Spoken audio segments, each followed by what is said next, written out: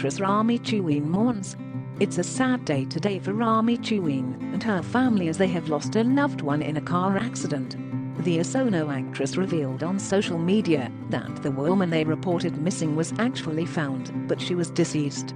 A few hours ago, Rami pleaded with her followers to spread the word about a woman named Xolani Gwala, who went missing. The woman, who was married to her nephew, was last seen on August the 13th and was driving her silver Ford Icon, JM13 PRGP. Xolani, my nephew's wife, is missing. She was last seen yesterday morning going to a meeting in the Val. She didn't make the meeting. She was driving a silver Ford Icon, JM13 PRGP. If you have any info, contact, Rami said. After searching for hours for the lady, it turns out that they found her. However, she was reportedly involved in a car accident and unfortunately did not make it.